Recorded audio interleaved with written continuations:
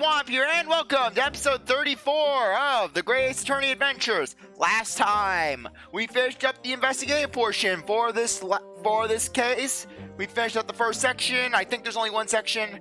And basically, Rinosuke told basically Natsume that basically he would defend him in court. And now we are going to defend him in court. In order to research the latest court procedures here, we need as much court experience as possible. Sorry. Well, yes, I suppose that's true, but for the person in the dock, it may well be his or her one and only time in court, and it may be life-changing. In which case, treating it like research may seem a little crass. Sorry. My throat's a little scratchy. Oh, when you're like that, you're quite right. I don't know who's speaking. I think it may be Soseki. Yeah, it's him. Ah, Mr. Natsume. Good morning. Oh dear, are you alright? Your eyes are terribly bloodshot. The early bird catches the worm, as they say here in Britain. Yes, I've heard that expression. But I really don't want to catch a worm. So I tried desperately not to wake up early, but I was so worried I couldn't catch a wink. And now I'm absolutely exhausted as a result. Do all literary people take things so literally? Thank you for putting your faith in us today, Mr. Natsume. I wish I had 9 lives! My whole future hangs in the balance! I'm too terrified to tremble! Really? Because I can feel tremors in the floor. I can't do this! I can't do this! Although, locum student Mr. Naruto Esquire. Yes? I caught a glimpse of the public gallery as I walked by the courtroom. It looked like the opening night of the opera. There were so many people. I had no idea my case was such a notorious affair here in London. Oh, neither did I. Do you know why that might be, Mr. Sato? I'm sorry, Mr. Naruto, but I have no idea. So that all-knowing look on your face is just coincidence then, is it? And now I just happen to know everything. Don't hide the truth from me! It's because of the Reaper, isn't it? Lord Van Zeeks. Is that right, Mr. Sato? I purchased as many different newspapers as I could find this morning, and yes, Lord Van Zeeks is on the front page of every one. I knew it.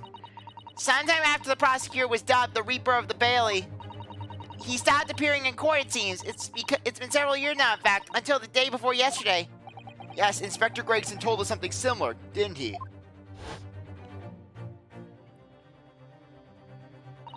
The trial 2 days ago marked Lord Van Zeek's return to the courtroom after a very long hiatus. The trial of Magnus McGilded. Ugh, what a harrowing experience that was.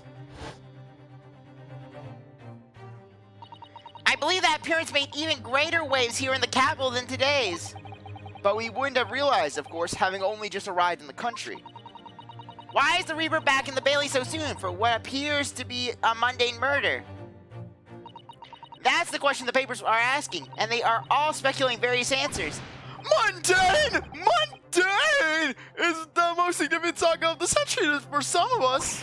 Oh dear, I meant no offense, Mr. Natsume, but that is how the papers are describing it. Well, lest we also forget the fact that it could spark an international incident. Obviously, the reappearance of his infamous prosecutor has caught the people's attention, but there's another blatant similarity with the trial of 2 days ago. Yes, I agree. Locum student Mr. Naruto Esquire, it's you! Me? Well, I suppose that's true. Both times, it is you who stand against the legendary prosecutor. It can only mean that you're friends with the Reaper! Please, I don't rub shoulders with Deathbringers. I'm afraid that there's really only one other explanation. It can only be another example, Mr. Naruto, of your uncommon bad luck. Thanks for that. Oh, this is just my luck. Why must I be represented by a man with such frail fortune? I, the least lucky lawyer alive! Well, let's not forget that it was you, Mr. Natsume, who asked me to represent you. Yes, it's true that I'm just a student, new to London with little in the way of experience or skill, or luck. But I promise you this. I will fight in your corner until the bitter end, and I will believe in you, Mr. Natsume. Oh, benevolent locum student, Mr. Naruto Esquire! You're not alone here with us, Mr. Natsume. Whatever happens, we will always be by your side. Oh, benevolent non-locum assistant, Miss Mikotoba Esquires! I am in your debt forever! I shall never forget this great kindness for as long as I live. Mr. Natsume, counsel for defense. The court session is about to begin. Kindly make your way to the courtroom at once. All right then, Mr. Natsume, it's time. Let's go. Yes! Yes! This is it. My second appearance in a British courtroom. And my second trial against the Reaper.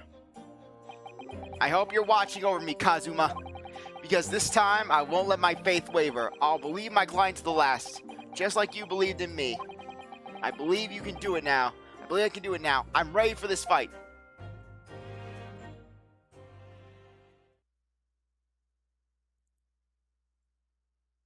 The 20th of February, 10 o'clock a.m.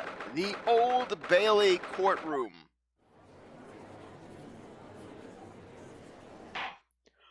In the name of Her Majesty the Queen, I hereby declare this court to be in session. I now call upon the counsels for the prosecution and defense to declare their willingness to proceed. The prosecution is fully prepared, my lord. The defense is ready, my lord. The Nipponese are a truly fascinating breed. I should know I performed the phrenology examinations on the Nipponese prisoner just yesterday. Sorry, what? Lord Shorgot has told me all about you. That you are a student who arrived in London but 2 days ago. A mere amateur. Do you have a point? Being a compatriot, you feel compelled to try to help the accused, I suppose. Typical Nipponese arrogance. You lot are teaming up. You're multiplying in my courtroom. Yesterday, there were only 2 of you in this courtroom, and now there are 3. I must stop this before there are 4 in my courtroom.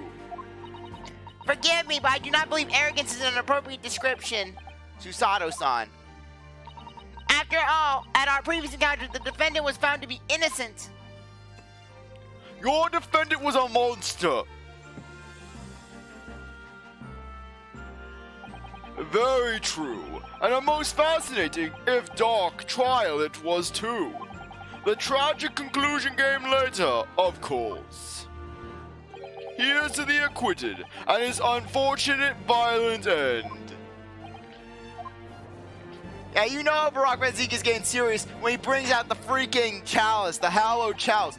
Thank you, counsels. I see both sides are in fair fettle. Now, ladies and gentlemen of the jury, are you ready to carry out your duties here in court as impartial members of the public? You never know when luck. You might be down on your luck, but I believe in fair play for everyone. Oh, you thought I would forget this, Mr. Naruto? You thought I'd forget this? What you did to me last time? Well, he's guilty. What? I must warn you, I don't know. Well, I must warn you, I'm rather far more ruthless than I appear. Oh, well, not me. What you see is what you get. I'm a peace-loving fellow. Now, do you want to drink some Kool-Aid that I have to offer? I'm afraid to say I think it's quite possible that Mustache and Forno did the deed. Come on, what are we ready for? No doubt it did anyways. Huh? Sorry, didn't quite catch that. Very well, let's proceed. Your opening statement, if you please, Lord Von Zeeks. Very recently, Great Britain signed an alliance with a rising power in the Far East. The accused in the dock today is a student from that same land, a certain Mr. Soseki Natsume. And while our country has extended this forward to its warmest of welcomes, regrettably, the kindness has not been returned. In fact, the student is accused of a most sinister act. Of plunging a knife into the back of an innocent woman who was doing nothing but walking down the street. A knife crime! I tell you from bitter experience, those are the worst. Bloody oath they are. Sorry about that. My voice had a weird rise. I don't know where that came from. Just look at the shallow complex and short stature. He's one of those dreadful Japanese. Come on, let's get this over with. Let's get it out. 1, 2, 3. And then Barack Fezzik's like, this is my courtroom. This is the best jury I've ever had. Sorry, can't quite catch that.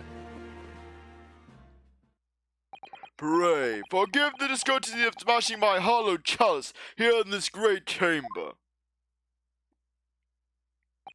Allow me to call the first witness to the stand. Very well. Bailiff, lead the inspector in, please.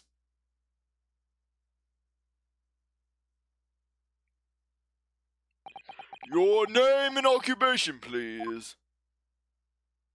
Yes, sir. Tobias Gregson, Detective Inspector at Scotland Yard. Would you please summarize the events of the case for the court, Inspector? The victim is thought to be a young woman in her 20s by the name of Olive Green. I beg your pardon, Inspector. Thought to be?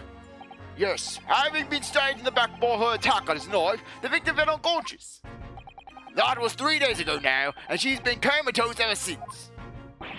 What? So they don't even know who she is for sure? Comatose. I see. But her life is not in danger? Fortunately for the Eastern student, the charge will not be murder. Pray, elaborate on the details, Inspector. Sir, if I could ask everyone to look at the street map. As I mentioned, the incident took place 3 days ago, at around 5 in the afternoon.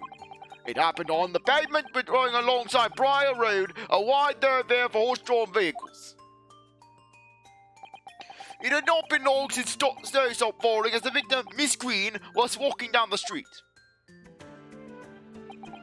Out of the blue, she was approached from behind by the accused and stopped in the back.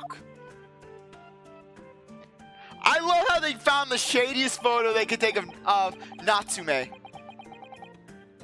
Luckily, the young lady's life was spared, but she's currently being treated in one of the city's hospitals. But being unconscious as she is, we've been unable to take a statement from her, of course. This is the case file with everything we know about the victim so far. Thank you, Inspector. The court will accept the documents as evidence, if you please. Case file has been added. What of the weapon that was used? Sir, I have that here. It was moved from the victim's back. Ouch! That big thing is starting to make me scared to walk down the street now.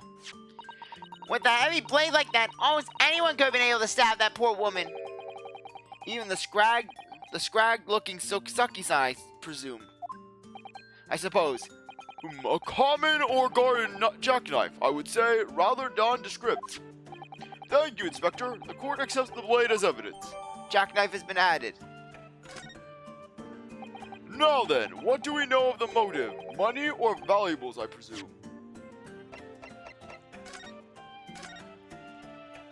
Let's inspect the knife. What was happening there? Okay, we can't inspect the knife. From what we can tell by looking at the woman's possessions, it seems like she was a pursuit herself. I don't imagine she would have had anything much worth pinching, my lord. I see. Well, in that case, we are looking at some deep-seated resentment towards the victim. I'm afraid I couldn't say. Apart from visiting second-hand bookshops, the defendant, Mr. Natsume, doesn't appear to get much. At the moment of time, we haven't been able to establish any sort of connection between him and the victim. Yes! If theft and grievance have been ruled out as motive, what reason could Mr. Natsume possibly have to stabbing the young woman? Yet you arrested the man in spite of that, in a totally unjustified and heavy-handed way. Objection! Do the Nipponese truly need motivation? They are dark-hearted people. I should know. I met you. You're defending usurers, acting like, oh, Magnus McGilded, he's an angel, he's a saint. He was no angel, he was no saint, and he died in the omnibus. Pray forgive the discourtesy of flinging a freshly uncorked bottle into the public gallery. But your words have soured its hollowed bouquet.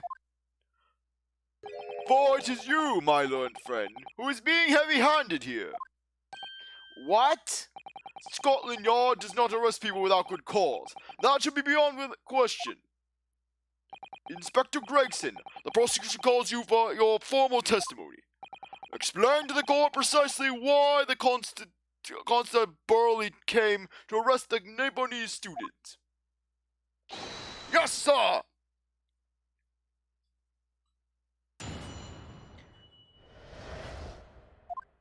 As I said, it was 5 o'clock in the afternoon when the incident occurred, and there was an unusually light fog. Visibility was reasonably good, and there was no one else about but the victim and the accused. Out of the blue, the victim was stabbed from behind and subsequently collapsed on the pavement. The accused ran off, scattering his belongings all over the floor. There's been another old books he just bought. He was on his way home from a bookshop, it seems. It was just a matter of working out who the books belonged to, and we found the bloke to arrest him. Old books, you say? Yes, my lord, I have a photograph here of the scene of the crime, taken immediately after the incident. Oh yes, I can clearly see the books to which you are referring. I will take that photographic print as evidence, please, Inspector.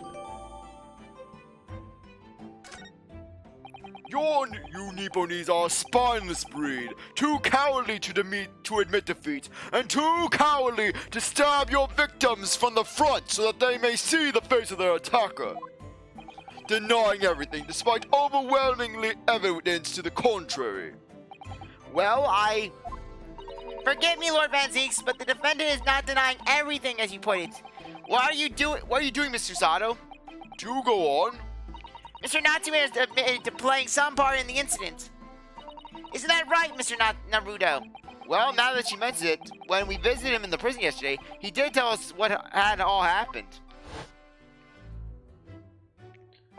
As I was walking down that cursed pavement, I could make out the sole silhouette of another ahead of me. A woman wearing a green overcoat she was, and just as I went to overtake her, she suddenly let out a little scream and collapsed into the cold hard slabs of the stone at my feet. I was terrified. I had to get away from there. So I ran as fast as my legs would carry me back to my accursed lodgings.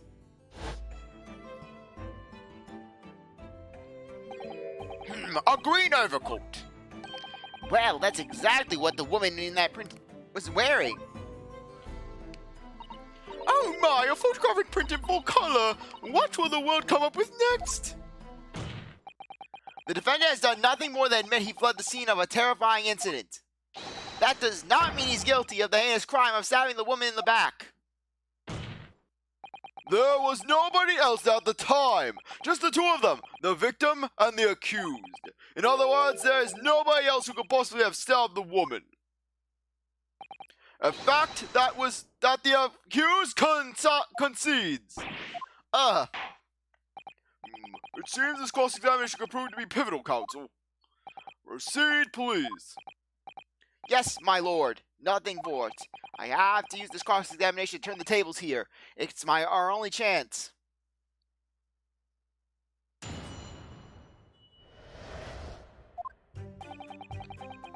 As with typical detective testimony, just press everything. A light fog, you say? We're light for London. You could see the opposite side of the street for once. Not much farther, though. That's light, is it? Around these parts, yes. Not something I expect a Japanese fellow like yourself to know, of course. You and your clear skies, acting like you're all high and mighty. Oh, look at me. I can see across the street. Oh, look at me. I can see my own hand in front of my face when I'm walking in the fog. I read that London is famous for its fog. But in my country, people usually imagine that gives the city a rather beautiful appearance. How quaint. Yes, well, it's not something us Londoners tend to romanticize, as I expect you can appreciate. I see. At this time of year, the fog causes a large number of accidents, especially when it's heavy. Sometimes you can't even see your own hand at the end of your arm. Indeed. The other day, I was very nearly trampled by horses before I could see the carriage they were pulling. Susato-san and I should definitely remember to stop, look, and listen. However, on the day that concerns us, the fog was somewhat lighter than usual. A fact no doubt lamented by the accused.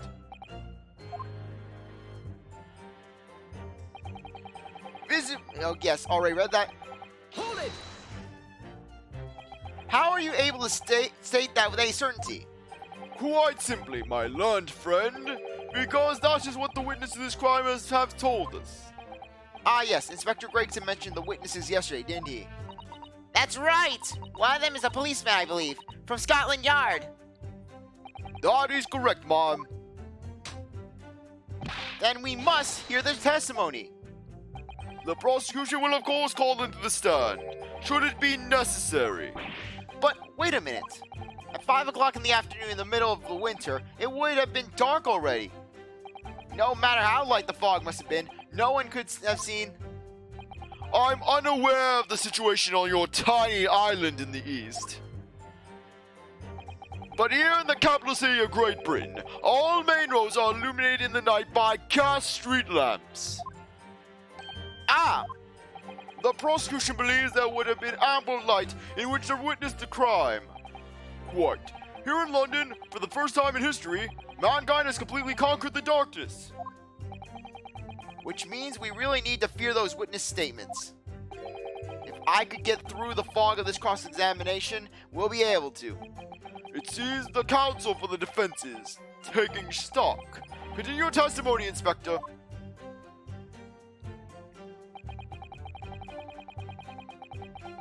Hold it! From behind, you say? That's right, as you can see from this print. Yes, quite so, Inspector. The handle of this weapon is clearly protruding from the victim's back. And you say this poor woman, Miss Green, remains in a critical condition, comatose no less. I'm afraid so, my lord. Yes, she's been being treated at box. I was hopeful that she'd come around before the trial started so I could take a statement, but it wasn't meant to be. Yes, that is indeed a pity. It would have been most illuminating to hear the victim's own account of events. Luck is on your client's side, it seems. On the contrary, my client has been exceedingly unlucky. Your force of tone is seriously undermined by those disturbingly wide eyes, I'm afraid. Hold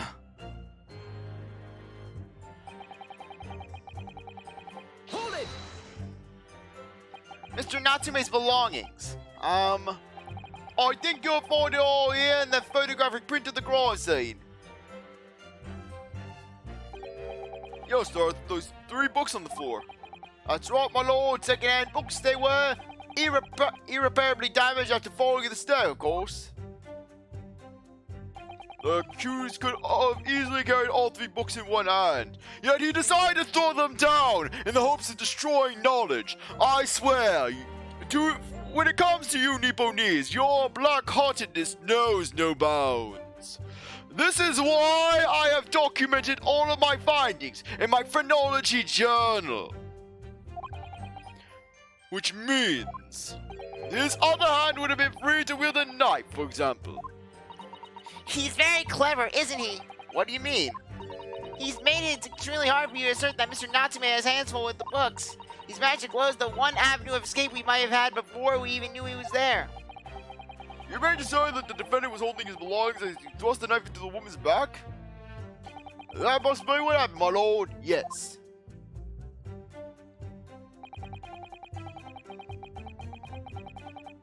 Hold it! The defendant apparently visits a second-hand bookshop on a daily basis. Yes, so I understand. A shop full of old English literature. I commend the accused on the lofty subject matter of his scholarly attention. The bloke's room was stocked floor to ceiling with those musty old books.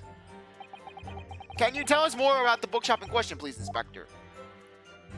Well, if I must, I'll have to ask you to look at the street map again, I'm afraid. The closest second-hand bookshop to the accused belongings is this place here, Bourbon Books. A little place on the corner of Broad Road and Mersham Street. As it happens, the ghost is currently living in lodgings on the other side of Broad Road at the opposite end. Which means it doesn't take a genius to work out the route he will have taken home. Something like this. The location's map information has been updated. Yes, I concur with your conclusion, Inspector. The defendant would certainly have pressed past the scene of the crime on his way home from this particular shop. Mr. Naruto, I think that what the inspector just told us could turn out to be vital importance. Yes, I agree. The most important point that the inspector just made being the bookshop's location. The crucial detail in what you've just told the court inspector is the location of the bookshop. I couldn't agree more. So, where is it exactly? Hey, are you winding me up, sunshine? I just explained that. I got the map and everything. Used red blooming ink and drew the bloke's road home on it for you. Actually, it was black ink. You lie, sir. What other secrets are you hiding in that newspaper of fish and freedom fries? And I distinctly remember seeing you nod along, Counsel. Oh, yes. Yes, of course. I must have been so nervous. I didn't take it in. The blunder of the day goes to you, my learned friend. No, not yet. The trial's only just begun after all. Mr. Naruto, I would strongly advise you to look carefully through the court record at this stage. Yes, miss. At once, miss. I'm sorry I made a mistake, miss. Inspector, continue with your testimony, please. Okay. Let's go back here. We'll go through it all. He'll explain. We'll just skip through this. And we'll give the route.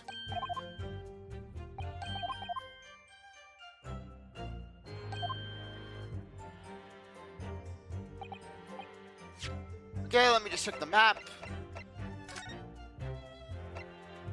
Okay. Okay, I'm just checking this thing. Okay, I'm just looking around.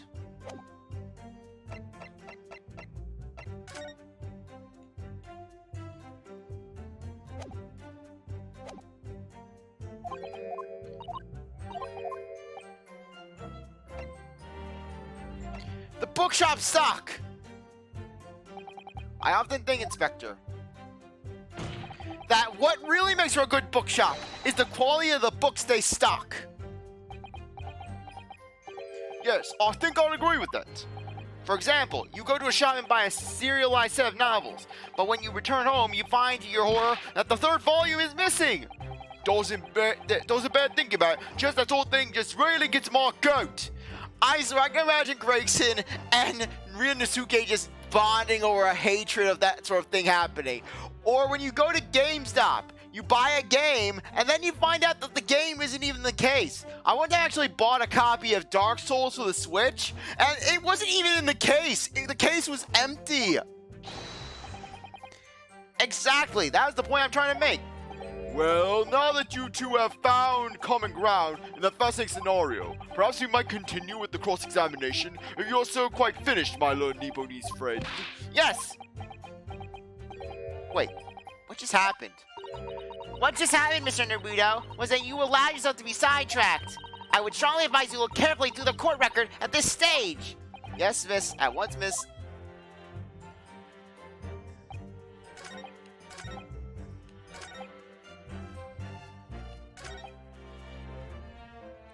Okay.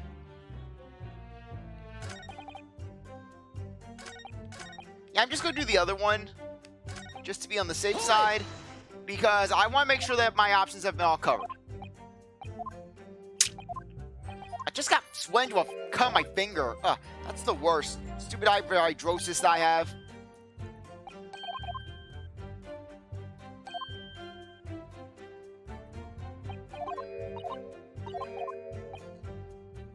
The bookshop's name.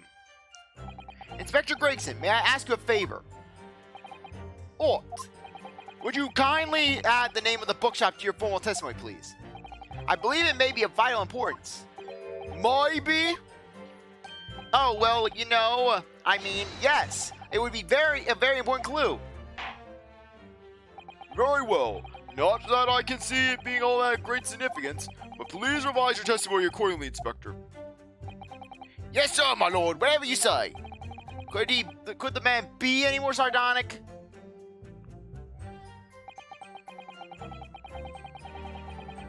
Hold it! Ah, okay, press that accidentally. So the shop is called Bourbon Books, isn't it? That's right. That's the closest second bookshop to the accused lodgings. And to get there, back to his room, he would have had to go right past the very spot where the incident took place. If I could confirm one more point, can we be sure that the defendant really did visit Bourbon Book on the day in question? Well, we haven't actually confirmed it, no. You haven't confirmed it? Why the devil not, Inspector? Well, the thing is, the shopkeeper's going on a trip, you say, left the morning right after the incident to collect some more stock, I'm told. So we, haven't been able to ask the bloke if the accused visited his shop on the day in question or not. Well, in that case, what did the defendant himself have to say about it? No recollection. What? According to the statement he made at the time, the accused has no recollection of where he'd been. Of course he doesn't. The bloke clearly has his head up in the clouds whenever he's walking about town. He claims he just wanders into whatever bookshop he happens to be passing, and rarely notices the name. I say the man ought to learn to look where he's going at the very least. So, it's just like I thought then. Is something the matter? Inspector, you may continue with your testimony. Okay, I actually pressed the wrong thing because we want to show your books. Objection. With the lore of the yore. If I could stop you there, Inspector Gregson. What is it, Sunshine? I'm a busy man here, you know. And speaking of questions and being busy and having stuff to do, I think now would be a good time to end things off. I really appreciate that you stuck around to watch this episode. You're a great viewer, and I hope you come back for the next one. If you like this video, like, subscribe, comment, share, do as you want. And without, see you next time. Bye.